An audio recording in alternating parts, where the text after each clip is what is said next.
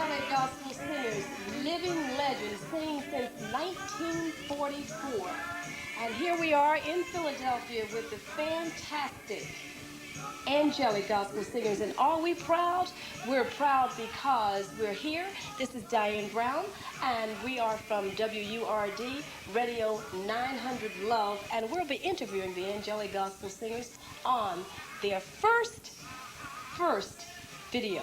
And we're excited, and welcome to this interview today. We're just excited. We're all here with Margaret from the Angelics and her beautiful sister and Joe. And we just say welcome, and let's just talk about the Angelic Gospel Singers. Thank you. We're just happy We're to be excited here. too. No, this video is a great video, and everybody's excited about it. Yes, we're very excited.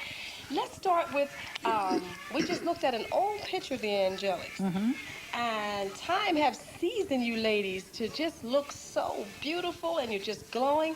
And we start off with somebody is praying. Someone had to be praying for you for all these years. And let's talk about the beginning of the Angelics and how all of this phenomenon started with the living legends and females. It's hard enough traveling as a group, and we heard the stories from the Dixie Hummingbirds and all of the groups that were traveling in the early days as men, and they had to sleep in the car, they told me, and you get there and the promoter went out the back door. So many things happened. Let's talk about the early days of the Angelic Gospel Singers. Joe, let's start with you, and what really inspired you to want to be a singer and to travel on the road? Well, I was inspired through my sister because she used to sing and play when we was all kids, you know. Yeah. And when she started singing, then I wanted to sing too. You said she wasn't going to leave you, right? And you come from a family of 6.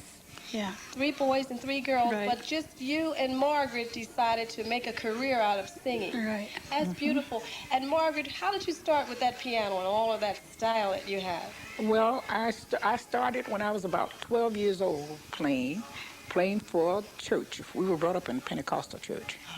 And I started out playing for this church, and there was one lady that would come to our church that played the piano, and she did sing too. And her name was Valerie Stark. And I just idolized Valerie. I wanted to play and sing just like Valerie. Really? And I started just practicing it.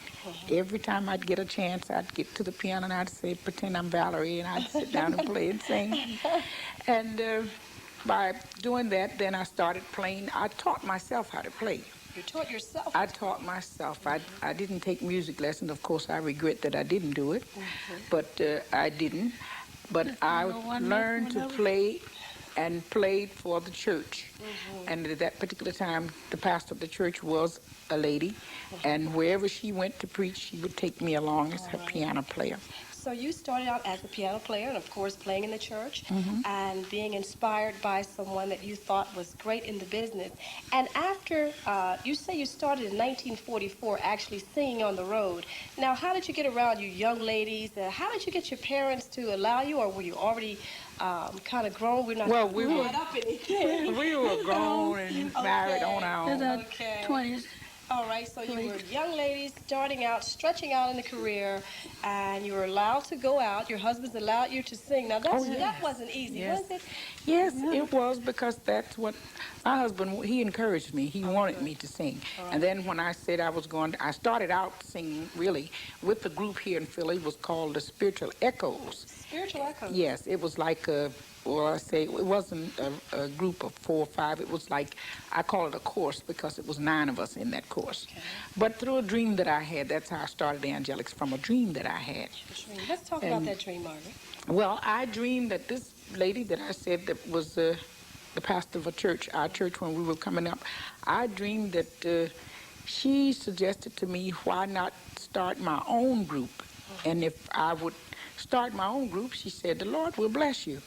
And in my dream, I couldn't go along with it. I said, no, I can't have a group. And she said, oh yeah, start your own group and the Lord will bless you. And then I said, well, if I would start my own group, what would I call my group? And the name Angelic Gospel Singers came to me in this dream. And I decided that when I told my sister and 2 of the members the other two ladies that were members of the Angelics, they were in this group also, the Spiritual Echoes. And I told them about my dream, and they said, well, if you want to start your own group, we're with you. We'll work with you. And I said, okay. Well, at that time, it was just going to be 3 of us. But my sister's husband, he heard me talking about it, and he says, well, why don't you let your sister sing with you? She's not doing anything. Let her sing. So I asked her if she wanted to sing, and she said yes. So then we just got together and started rehearsing.